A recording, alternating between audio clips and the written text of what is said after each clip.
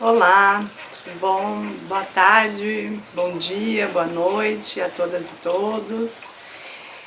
Meu nome é Lia Wagner Schuckmann, eu sou professora de Psicologia na Universidade Federal de Santa Catarina e tenho graduação, mestrado e doutorado em Psicologia, doutorado na Universidade de São Paulo. E tenho pesquisado e venho pesquisando sobre os temas, de raça, racismo, antirracismo e principalmente as teorias críticas da branquitude. Essa aula de hoje nós vamos aprender um pouco, e ter um pouco de noção sobre, como é que surgem os estudos críticos da branquitude, onde eles se inserem, o que é branquitude, o que é esse conceito que às vezes ninguém sabe o que é, da onde que ele vem, entender como é que a raça, a ideia de raça construída, ela constrói as identidades raciais dos sujeitos brancos, antirracismo, o lugar do branco na luta antirracista e letramento racial crítico. Então, eu vou iniciar dizendo qual é o propósito político e a agenda daquilo que foi nomeado como teorias críticas da branquitude. O fundamental é entender que estudar o branco e entender branquitude, ele tem um intuito político que é contribuir na luta antirracista. Então, estudar o branco só faz sentido na agenda antirracista. Ele não tem a intenção de colocar o branco no centro novamente, ou entender os afetos como culpa, vergonha, etc e tal do branco. Esse é um processo que pode existir, mas ele não é o intuito dos estudos críticos da branquitude, mas sim desvelar o que tem por trás daquilo que é nomeado como posição que os sujeitos brancos têm nas sociedades racializadas. Antes de eu entrar naquilo que são as teorias críticas da branquitude e os estudos críticos da branquitude, eu vou nomear alguns autores que foram precursores para poder pensar sobre o que hoje tem sido chamado de estudos críticos da branquitude. O primeiro é o Du Bois. Por que o Du Bois? Ele, em 1935, no século passado, no início do século passado, o Du Bois é um primeiro intelectual negro norte-americano que estuda em Harvard. Ele faz um texto chamado Black Reconstruction in America. O que ele tenta entender nesse texto? E todos os estudos sobre branquitude depois tem como precursor o estudo do Du Bois. Por quê?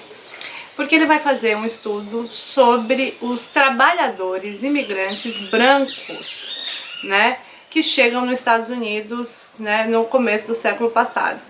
E ele tenta entender por que esses imigrantes aderiram à ideia de raça como divisor da classe trabalhadora. O que acontece, nesse estudo dele? Ele começa a entender os poloneses, que não eram considerados brancos, os irlandeses, que não eram considerados brancos, judeus não eram considerados brancos. Brancos não eram aquelas pessoas que tinham a cor da pele branca nos Estados Unidos, mas era o WASP, white, anglo-saxão e protestante.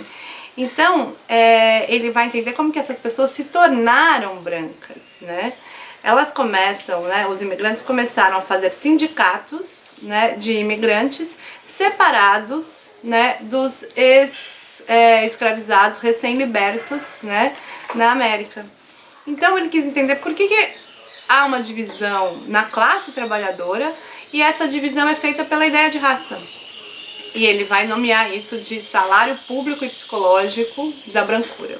O que seria o salário público e psicológico, que depois a gente vai entender como privilégios materiais e simbólicos da branquitude, Ele seria, uma possibilidade que esses brancos, que ainda não eram completamente vistos como os brancos, eles ficavam entre o caminho entre os negros e os brancos WASP, se tornaram brancos ao aderir à raça como divisor.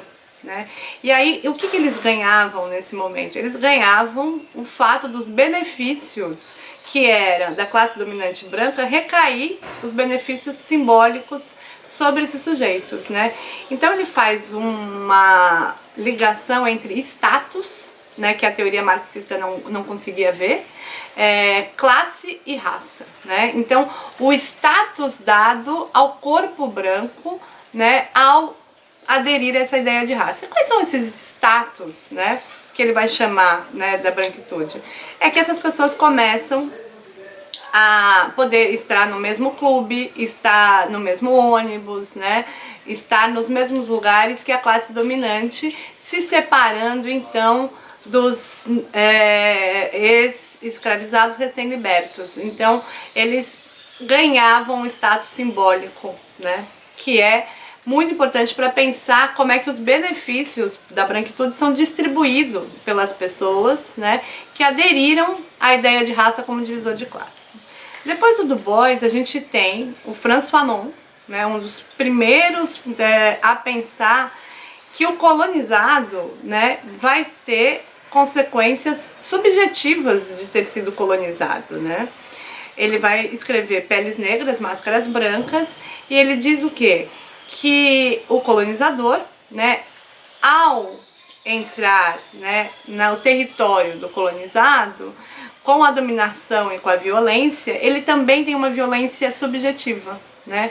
Por isso que ele escreve Peles Negras, Máscaras Brancas, que é a tentativa de se embranquecer. Mas na verdade não é a tentativa de se embranquecer que está por trás disso, né? Quando ele começa o que era um homem e depois ele pergunta o que é um homem negro, ele quer dizer que a humanidade, né, foi vista nesse processo de dominação como branca, né? Quem é o humano universal é o branco. Os negros são particulares, os indígenas são particulares. Então a chave para entender é o universal particular. Então ele vai dizer que o desejo de embranquecer, na verdade, é o desejo de ser considerado humano, né? A ideia de raça, construída no século XIX, ela pressupõe o quê? Que um corpo físico, né, ele vai ter uma continuidade moral, intelectual e estética por trás, ou seja, tem uma ideia de civilização. Quando, né, essa ideia de raça foi construída, e aí é muito importante dizer, eu acho que vocês já estão sabendo que a raça não é a mãe do racismo, ela é filha do racismo. Primeiro a gente tem um processo de dominação, né, dos colonizados, né, a gente tem, no caso do Brasil, por exemplo, né, a dominação, né, dos negros e indígenas pela população branca. Então a gente tem, né, a escravização negra, a escravização e o genocídio indígena, esse é o processo de dominação, e depois isso é justificado através dessa categoria raça. Então a categoria raça é um jeito de dar significado às relações de poder ou de naturalizar os processos históricos, né? Porque ao você criar a categoria raça, eles criaram uma ideia de que há uma superioridade moral, intelectual e estética do branco sobre os outros grupos raciais, negros, indígenas, asiáticos, nesse momento histórico, né? Então ele vai dizer, o Frantz Fanon, que o colonizador tem um sentimento de superioridade moral, intelectual e estética, né? Nesse sentido. Bom, por que ele tem esse sentimento de superioridade? Quando ele chega e fala, olha, os indígenas têm uma religião arcaica, primitiva, precisam encontrar Jesus, né? Então é uma religião católica, cristã, que é uma religião superior, né? Que aqueles devem chegar a essa religião. Ou todo o processo de que a arquitetura, né, construída na Europa são casas mais propícias do que, né, as formas de vida dos indígenas, ou, né, as formas de construções das populações negras. Então toda a ideia de que tem um progresso que deve ser chegado e esse progresso é branco. E isso dá esse sentimento de superioridade. Então o Frantz Fanon é o primeiro que vai falar que o branco tem um sentimento de superioridade em relação aos outros grupos, né, racializados. Então esse também é um arcabouço para pensar a branquitude.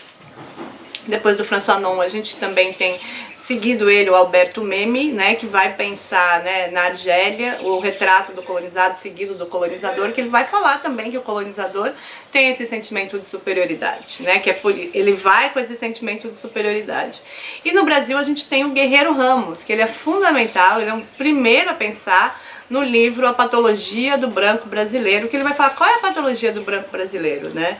A patologia do branco brasileiro é apagar, né, a origem negra e indígena e supervalorizar a origem europeia. Então, quando você entra na casa de uma pessoa, né, mestiça, que é visto no Brasil, fala, meus avós são italianos, etc e tal, e apagando a origem indígena e negra que tem nessa família. Então, é uma supervalorização de Europa em relação aos outros grupos, né, numa posição hierárquica. E ele vai falar que a patologia do branco brasileiro é porque esse branco não é branco fora do Brasil. O Brasil não é visto como um país branco, né, nem pelos europeus, nem pelos americanos. Nós não somos vistos como um país branco, mas o branco brasileiro quer ser reconhecido pelo branco do centro, o branco da Europa, o branco... Sabe quando o branco brasileiro vai para a Europa e fala, ai, fiquei ofendido, acharam que não tinha branco no Brasil, né? Isso tem a ver com aquilo que ele chamou de patologia do branco brasileiro, que é querer ser reconhecido pelo aquele. Ou a cena do Bacurau, para quem assistiu, que dois rapazes do sul falam, nós somos brancos, e eles, né, viram e falam, não, mas vocês não são brancos, né?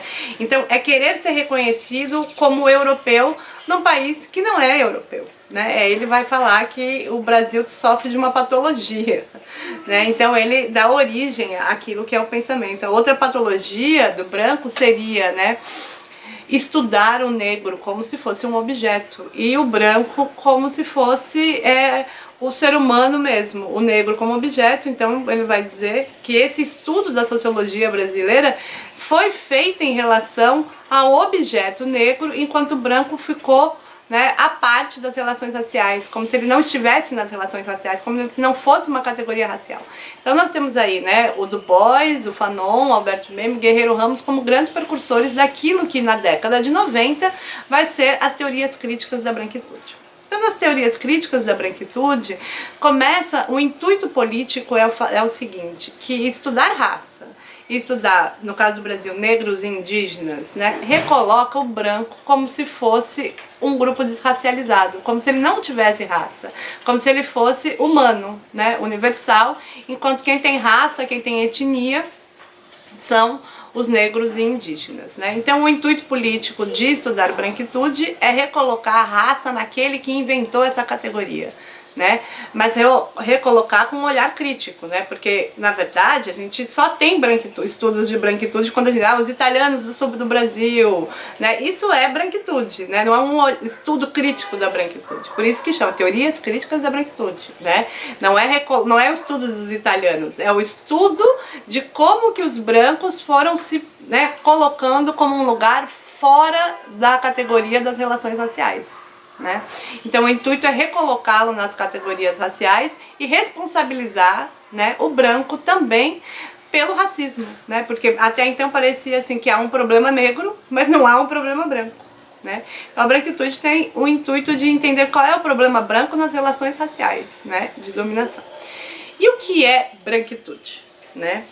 Bom, tem sempre uma polêmica, né, que vai pensar que a branquitude é a identidade racial dos sujeitos brancos, né?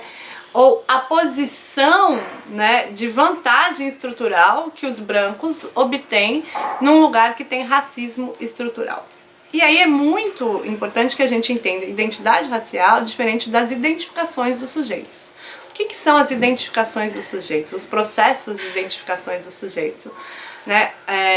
As identificações, elas passam por aquilo que a gente gosta ou não gosta. Então a identificação do sujeito pode ser uma pessoa que está identificada com a mãe, pode ser uma pessoa que está identificada com a cultura. Então uma pessoa branca pode estar identificada com aquilo que é a cultura negra, ou seja, ela pode ir no samba, no candomblé, na capoeira, e isso não retira dela a identidade racial branca.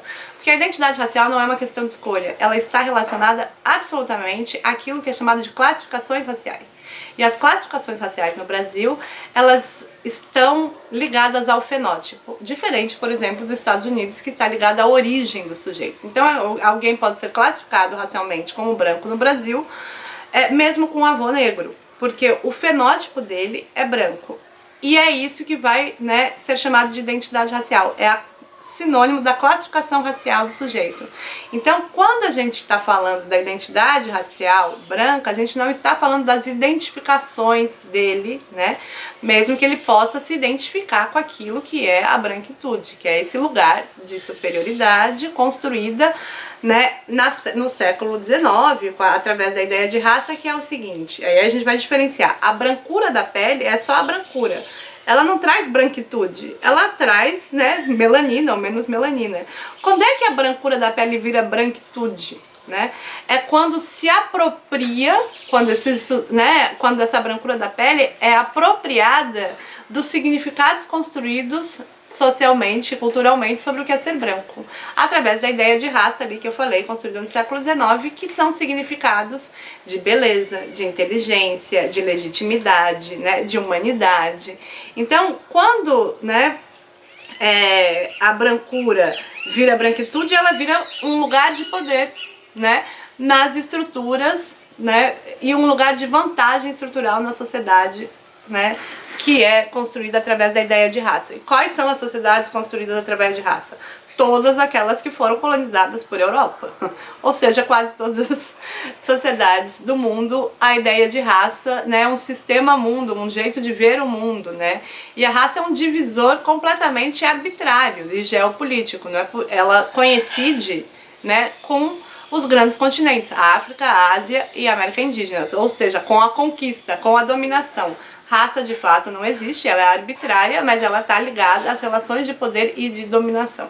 Então a branquitude é esse lugar de poder, né, simbólico que se tem, né, nos países racializados. E quais são as características, né, daquilo que é chamado de identidade racial branca? Se a gente for pensar que o racismo é estrutural, né, ele também é estruturante. Então ele é estruturante das subjetividades. As subjetividades são feitas na estrutura, ou as identidades também são feitas na estrutura.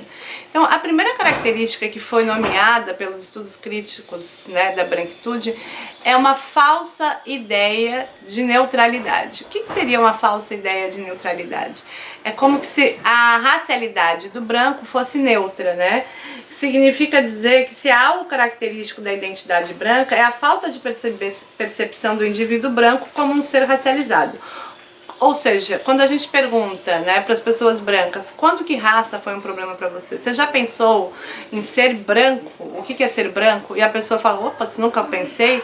Isso está ligado à ideia de neutralidade. É como se a identidade racial fosse neutra e quem tivesse raça fosse os negros e indígenas, né? Então essa é a primeira característica própria daquilo que se produz da subjetividade. Deixa eu dar um exemplo, né, bastante forte do que isso significa dizer, né? Se a gente entrar numa universidade e só tiver brancos, né, na universidade, a gente vai falar, nossa, essa universidade, né, e tiver lotada, a gente vai falar, a universidade está lotada. Se a gente entrar numa universidade e só tiver negros, provavelmente a gente vai pensar, nossa, essa é uma universidade na África, ou a gente vai nomear a universidade como uma universidade de negros. Agora, todas as universidades serem repletas de brancos não é nomeada como universidade de branco, ela é uma universidade, né? Então essa ideia de que o branco ele é o padrão universal de norma e de normalidade, né? Deixa eu dar um outro exemplo que eu acho bastante pertinente para a gente pensar isso, né? Outra característica, né, que está ligada à ideia de norma, como a branquitude, é quando a gente vê aquilo que são as práticas culturais, né, de uma população, por exemplo, um homem de terno e gravata, um homem branco de terno e gravata, né? A gente não olha para essa roupa e pensa roupa étnica. Agora a gente olha para uma roupa, né, indiana, ou a gente vai ver nas revistas roupas étnicas, aparece roupa indiana, roupa indígena, roupa africana, aquilo é visto como uma roupa étnica. Ora, um terno e gravata também é uma roupa étnica. O que é uma roupa étnica, né? É algo, por exemplo, um cocar é um símbolo de poder. O terno e gravata é um símbolo de poder de uma população, né, que tem o terno e gravata como roupa adequada para homens que estão em posição de poder econômico ou político para representar alguma coisa. Só que aquilo é visto como roupa normal, mesmo que seja 40 graus no Rio de Janeiro, é uma roupa normal. Enquanto um lenço que teria mais a ver com a temperatura é visto como roupa étnica, né? Então é essa ideia de que tudo que é prática cultural dos brancos é visto como norma e os outros grupos são vistos como etnicizado, ou branco tem uma sociedade, né, italiana, ou sociedade alemã, e aí os africanos têm tribos. Isso está atrás do quê? Da ideia de que há um lugar superior que é a sociedade e que aquilo é tribo. Nós também temos tribos, se for para pensar, né? Ou eles também têm sociedades. Só que esse lugar está sempre nessa posição de norma hierárquica, né? Que é fundamental para pensar a característica da branquitude. O que mais que são esses privilégios simbólicos e materiais? Eu gosto de pensar, né, que tem uma das teóricas, e é o primeiro texto, né, famoso sobre branquitude, da Peggy McIntosh. O que ela vai dizer? Ela vai falar na primeira pessoa, né, alguns privilégios simbólicos que ela tem de ser branca. Ela diz o seguinte: eu posso fazer compras sozinhas na maior parte do tempo, com bastante certeza de que não serei seguida ou assediada. Eu posso ligar a televisão ou abrir a primeira página do jornal e ver pessoas da minha raça amplamente representadas. Independente de se eu pagar com cheque, cartão de crédito ou dinheiro, eu posso contar com a cor da minha pele para não influenciar impressões negativas sobre minha credibilidade financeira. Eu não preciso educar meus filhos para que tenham consciência do racismo sistêmico para sua própria proteção física e diária. Por exemplo, parece um absurdo, né, para as pessoas brancas pensar que tem que educar o filho, né, cortar o cabelo, vestir bem, falar para andar com documento, falar para não responder para a polícia, etc e tal. Então é uma preocupação que as populações, né, racializadas têm e que os brancos, né, vivem e fluem normalmente. Eu posso xingar ou usar roupas de segunda mão ou não responder cartas sem que as pessoas atribuem essas escolhas à má índole, à pobreza ou ao analfabetismo da minha raça. Né? E aí é muito forte a gente pensar que a régua dada para o branco é muito diferente da régua dada para o negro, né? Ou para o indígena. Eu lembro de uma vez que eu estava numa seleção de projetos e de trabalhos, né, com colegas para um edital. E aí tinha um erro de português, e esse rapaz, né, com erro de português, vários erros de português, era branco. E aquele erro de português foi visto como, teve que escrever rápido, foi erro de digitação, né, foi etc e tal. E um outro dia seguinte teve, com a mesma banca, né, uma seleção digital de uma pessoa negra com erros de português. E aquilo foi, será que a pessoa vai ter competência para conseguir ganhar essa bolsa? Ela tem um problema de formação? Quer dizer, a mesma coisa dito por uma pessoa ou por outra tem significados completamente diferentes porque são significados racializados, né? A gente pode pensar nisso quase como um todo. Aí ela vai dizendo, nunca me pedem para falar por todas as pessoas do meu grupo racial.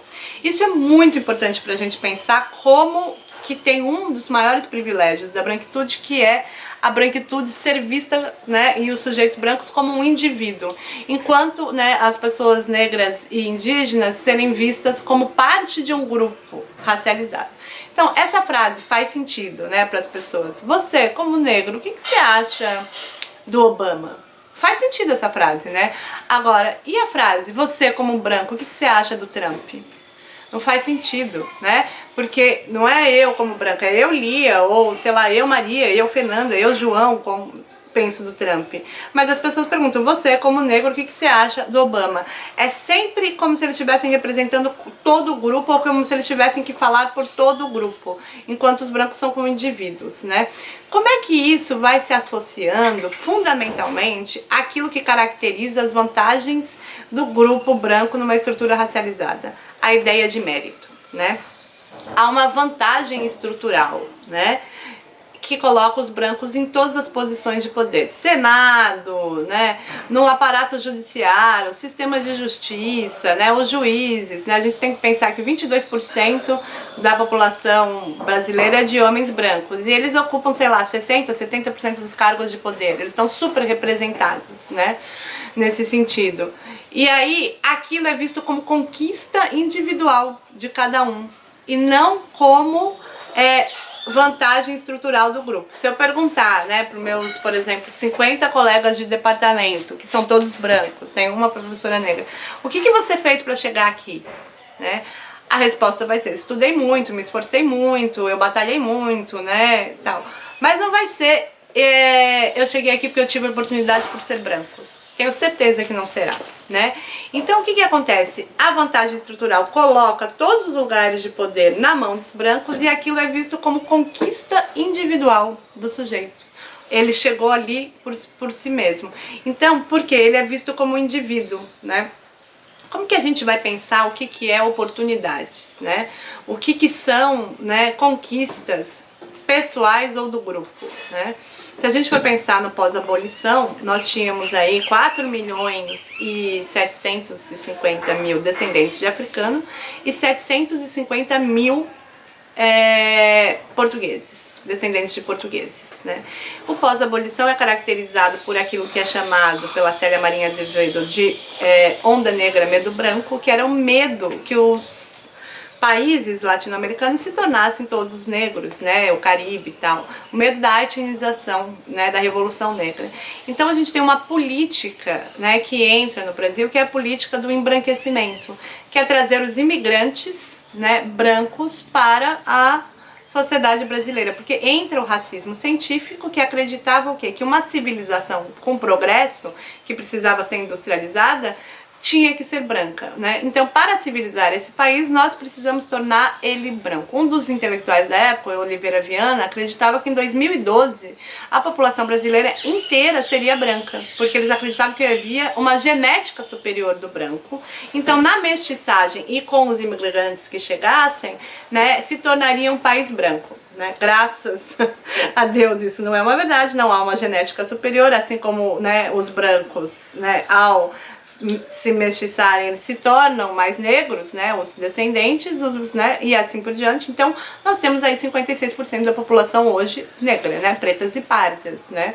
Mas teve uma política de embranquecimento que hoje está, né, sendo pensada como uma ideologia de embranquecimento. Não é uma política de Estado de embranquecer, mas tem a ideologia, que é, né, eu fiz uma pesquisa de pós-doutorado com famílias interraciais, né, tentando entender, e todas as mulheres diziam que na gravidez sempre pensavam: tomara que se torne branco, tomara que esse filho nasça com o olho azul do pai, tomara que esse filho nasça mais claro. O que estava por trás dessa tensão? A ideologia do embranquecimento. Mas por que quer que se torne mais branco? Porque a ideia é de que esse é um lugar de status superior, né?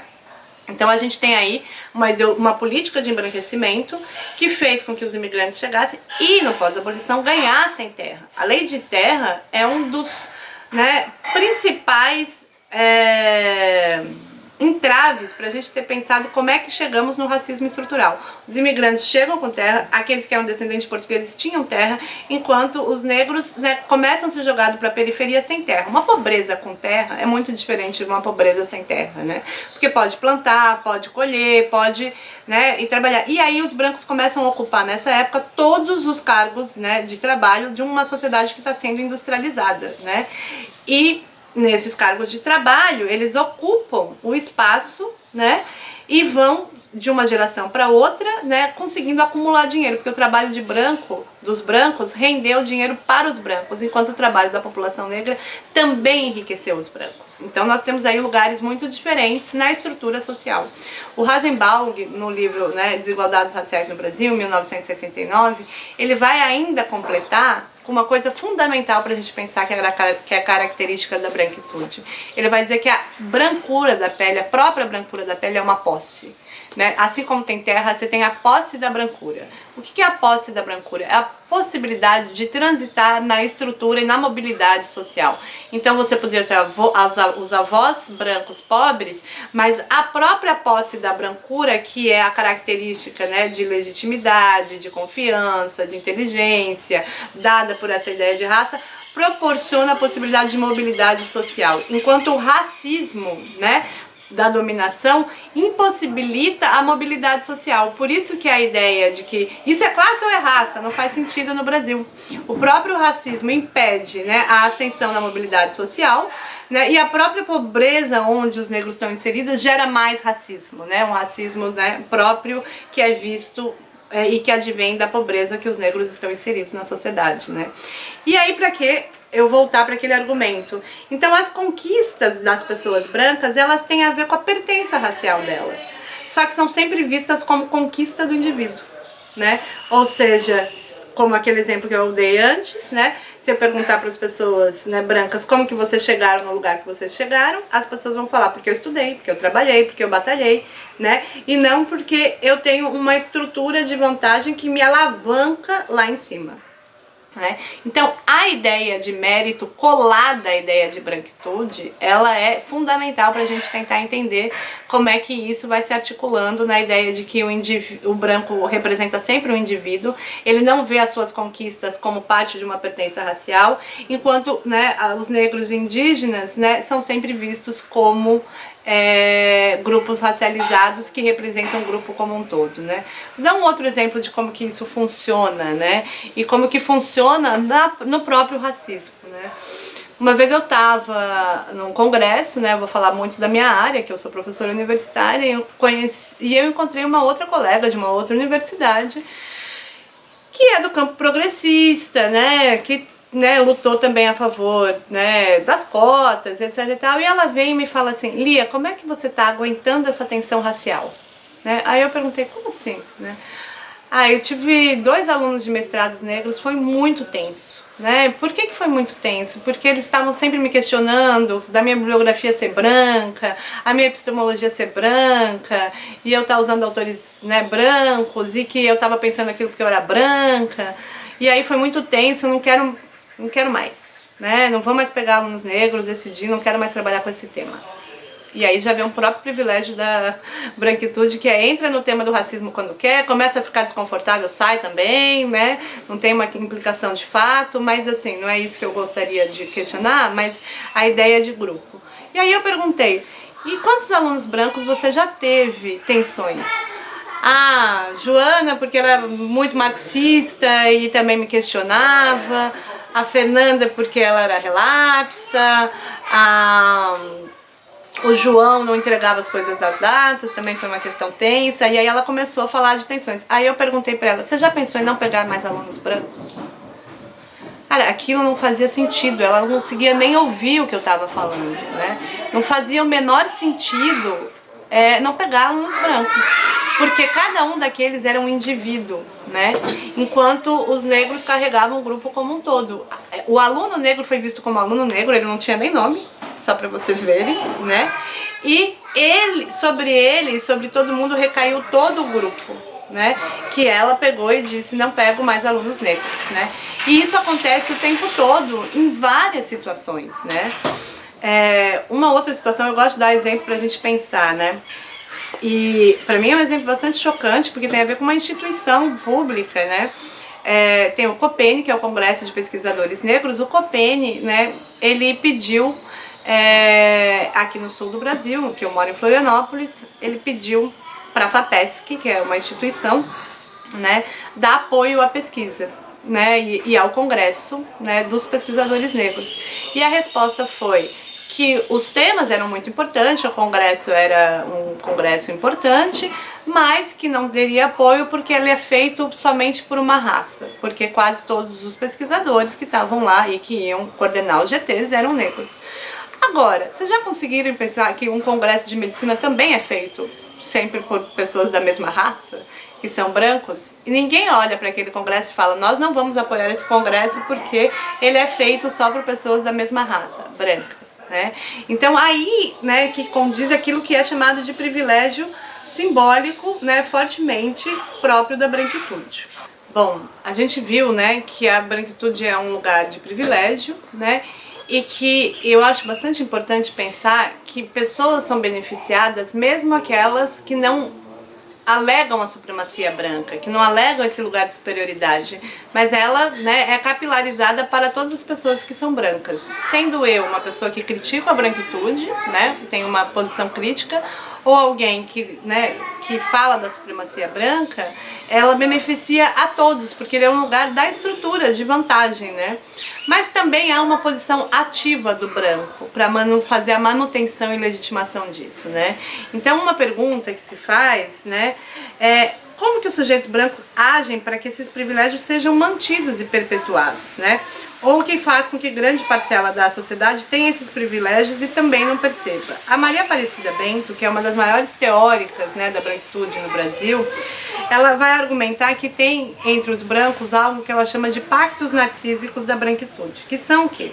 Alianças inconscientes, intergrupais, características pela ambiguidade e, no tocante ao racismo, pela negação do problema racial, pelo silenciamento, pela interdição dos negros no espaço de poder, pelo permanente esforço de exclusão moral, afetiva, econômica e política do negro no universo social. Assim, a branquitude é um lugar de privilégio racial, econômico e político, no qual a racialidade, não nomeada como tal, carregada de valores, de experiência, de identificações afetivas, acaba por definir a sociedade. E isso é fundamental para a gente entender como é que esses privilégios vão sendo, né, distribuídos pelos sujeitos brancos, como é que eles agem. Vamos dar um exemplo do judiciário, por exemplo.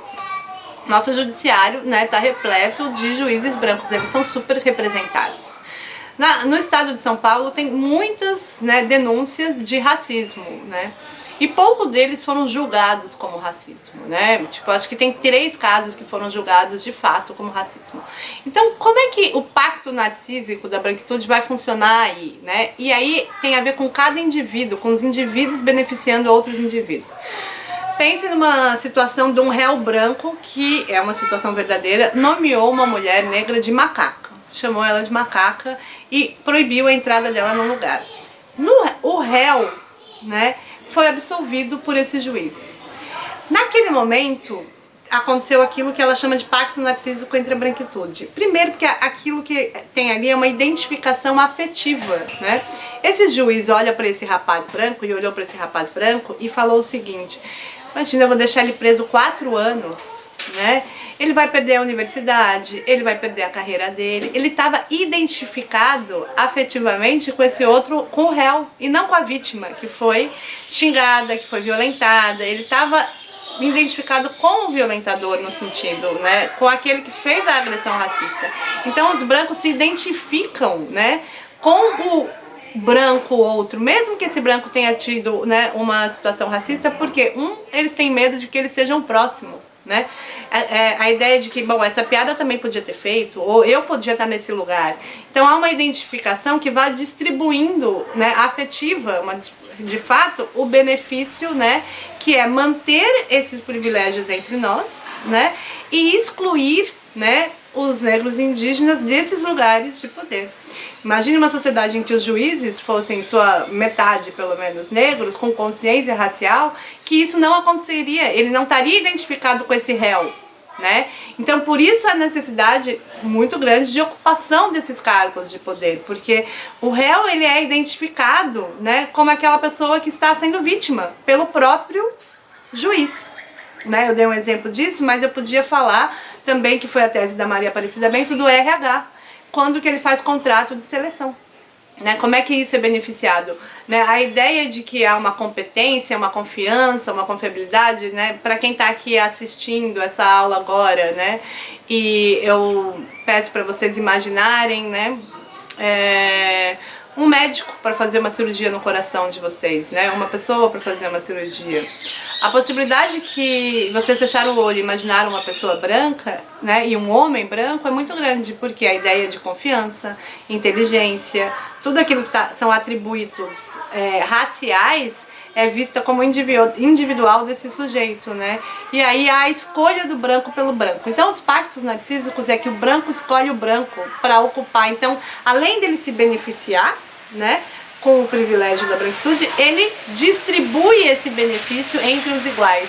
Por isso que chama pactos narcísicos da branquitude. Essa é a grande contribuição da Maria Aparecida Bento nos estudos críticos da branquitude. Agora eu vou contar também um pouquinho que eu fiz uma tese de doutorado sobre branquitude na cidade de São Paulo e eu perguntava para as pessoas, né, o que é ser branco para você, né? Eu entrevistei mais de 40 pessoas na cidade de São Paulo e todas as respostas do que é ser branco para você, de fato, tem a ver com uma ideia de superioridade. É difícil, né, de acreditar ouvindo assim, mas eu vou ler umas 2, 3 respostas pra gente ver como é que isso se encarna no sujeito. Por isso que é estrutural e estruturante. É estruturante da forma das pessoas se construírem na sociedade, né? Vamos lá. Essa fala eu gosto de pensar porque ela dá para pensar bastante sobre o que é raça. Esse é um vigia noturno na cidade de São Paulo. Ele é paraibano. Em São Paulo, né, ele é considerado branco na cidade de Tiradentes, onde ele mora. Na Paraíba, ele era considerado branco, né? E no bairro do Sumaré, onde ele é vigia noturno, ele é considerado nordestino. Ele é um dos entrevistados que dá o nome à minha tese, porque ele fala, eu sou um branco, mas eu não sou um branco propriamente branco.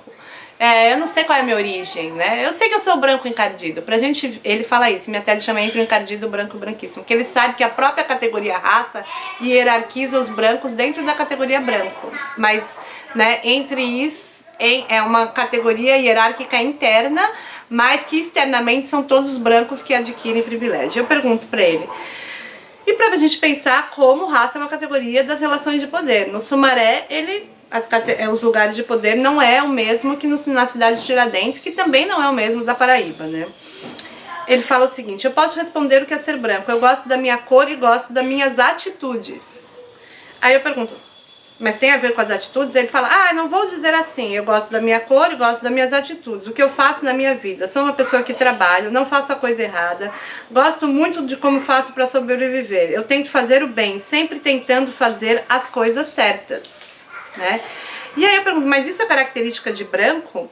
Ele, olha, nem todo branco, mas nas atitudes, tanto tem o errado branco como tem o preto. Mas para pensar a maioria, eu acho que nas atitudes os brancos são melhores, nas atitudes de agir na vida. Os brancos são melhores. Para falar a verdade, não é porque eu sou branco, mas é porque os pretos são mais violentos que os brancos, na minha opinião. São mais violentos em alguma coisa, né? A maioria dos brancos são mais calmos que as pessoas pretas. E aí eu pergunto para ele, mas por que você tá dizendo isso? Ele, eu tinha uma moto novinha e foi roubado por uma pessoa negra. E aí eu pergunto, mas esse bairro nunca foi roubado por brancos? Já, várias vezes, né? Ou seja, o bairro ser roubado por brancos não recai essa característica ao próprio branco, mas ter sido roubado por uma pessoa negra recai sobre todos os outros. E pra gente ver como ele tem esse sentimento que ele fala, eu não tem problema ele achar que ele trabalha e faz o bem. Se a pergunta não tivesse sido, o que é ser branco pra você? Eu trabalho, eu faço bem. Né, pra gente ver como a ideia de superioridade estética também tá na resposta das pessoas. Eu pergunto pra uma menina, me fale quando você lembra que você é branca. Ela, eu já tive uma coisa assim, né, de pensar que eu sou branca quando eu vejo um amigo meu que é moreno e ele tá sempre com cabelo ruim, né, e o meu cabelo tá sempre bom, né, ou seja, primeiro com cabelo ruim, né? O cabelo faz ruindade e o outro bom. Isso são características raciais que a pessoa acredita que é dela e que realmente, de fato, o cabelo é bom, que o cabelo é superior, né? Como você vê como tá tudo marcado com essas hierarquias raciais. E que os sujeitos brancos acabam se apropriando delas, né? E acreditando que aquilo é uma coisa intrínseca e própria do sujeito e não características ligadas a uma hierarquia de poder construída socialmente, né? E para terminar, eu podia falar muito mais da minha pesquisa, né, pra gente pensar, mas eu vou aí fazer propaganda. O livro está sendo vendido pela editora Veneta, né, e chama Entre o Encardido Branco e o Branquíssimo, tem todas essas entrevistas, mas o triste é pensar que as respostas estão todas contidas numa ideia de que há uma superioridade, né, nesses sujeitos. Mas, de fato, há algumas fissuras que podem ser rompidas, que é, nesse momento, aquilo que é a brancura da pele não estar apropriada daquilo que é chamado, né, de branquitude, né? Há desconstruções ou possibilidades que os brancos podem fazer. E desses 40 entrevistados que eu fiz, tem 3 entrevistados que é aquilo que eu fui entender que eles adquiriram algo que chama letramento racial, né, crítico. E o que é o letramento? É essa desidentificação, né? É saber que, né, eles se beneficiam, sim, com a branquitude, mas eles não estão identificados com esse lugar de superioridade. Eles não acreditam nisso, né? E o que precisa para isso, né? O que seria esse letramento racial crítico? Né? A Frances Windance Twine, ela vai dizer que o letramento racial crítico é uma forma individual que cada um tem de responder às tensões da hierarquia racial da sociedade, que inclui o seguinte: o reconhecimento simbólico, né, e material da branquitude, que é reconhecer que de fato, né, há um lugar simbólico, há uma posse da própria brancura que dá nesse sujeito um lugar de poder. O que mais que envolve, né, aquilo que ela vai chamar de letramento racial crítico, né? É entender que o racismo é um problema atual e não apenas um legado histórico, né? E se ele é um problema atual é porque nós estamos, brancos, né, legitimando e perpetuando ele diariamente, né? E se nós estamos legitimando ele, há sempre uma reprodução que acontece, né, diariamente. Então é se responsabilizar por aquilo que é a herança branca, né? O que é se responsabilizar pela herança branca? Isso é muito importante, porque a gente olha para a rua e vê a rua, com a população de rua, com a maioria das pessoas, né, sendo negras, ou, né, o encarceramento em massa sendo dos negros, né, e a gente associa isso às desvantagens advindas do legado da escravidão. Mas a gente não associa os lugares de poder também como legado da escravidão, ou seja, a herança do privilégio branco, ou e nem só isso, a herança que é aquele que carregou o chicote na mão. Nos Estados Unidos, né, nos Estados Unidos não, na Alemanha, os alemães se responsabilizaram pelo nazismo, eles têm a responsabilidade, eles sabem o que eles fizeram. Nós não nos responsabilizamos por esse crime da humanidade que foi a escravidão e pela herança dela, né? Então a gente precisa se responsabilizar para poder aceitar que tenha cotas, que tenha reparação, porque senão a gente acredita na ideia de mérito. Então a gente tem que entender como é que funciona. E o terceiro é o entendimento de que as identidades raciais são aprendidas e resultados de práticas sociais, que a gente aprende diariamente. Há um aprendizado de ser branco. Eu gosto muito, né, da ideia que a gente aprende a ser branco. Como é que as pessoas aprendem a ser branco? Né? Isso não é natural, não é intrínseco. A gente aprende a ser branco quando a gente é pequeno na rua e a mãe fala: atravessa a rua que tá vindo um ladrão ali. Aí a gente olha, é uma pessoa preta. Isso é um aprendizado de como ser branco, né? A gente aprende, na minha época, a gente aprendia a ser branco vendo a Xuxa, né?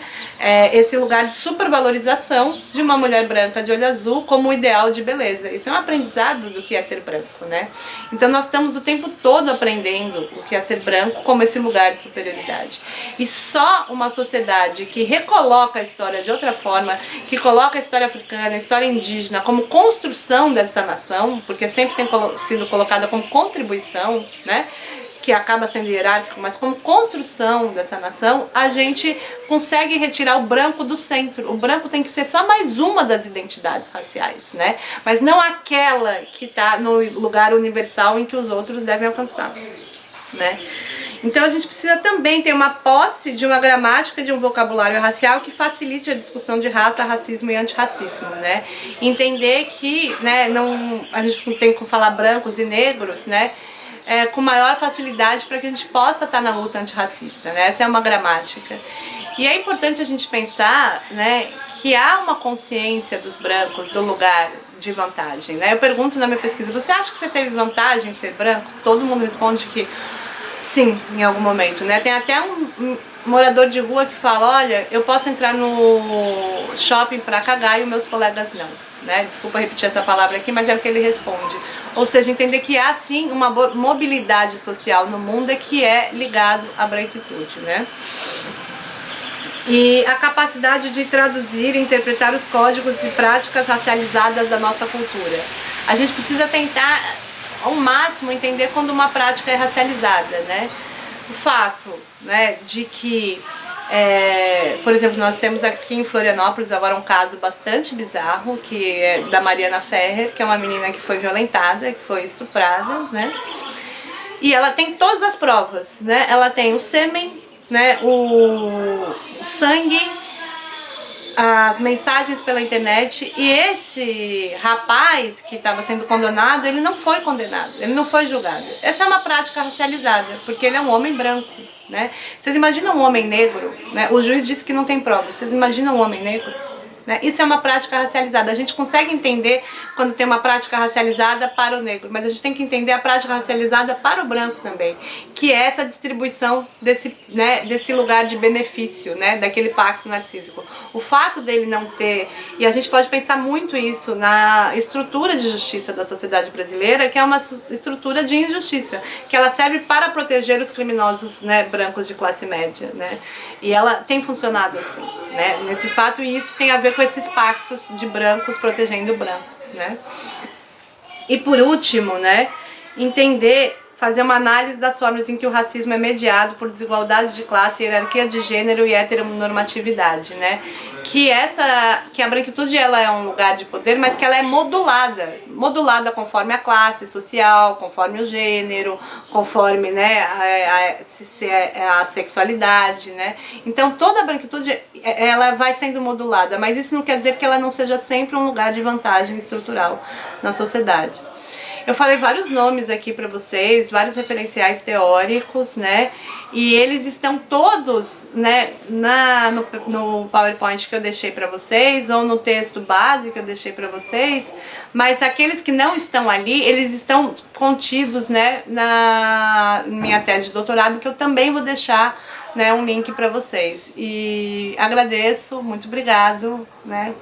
E que, né, a gente tem que aprender que o branco também faz parte das relações raciais.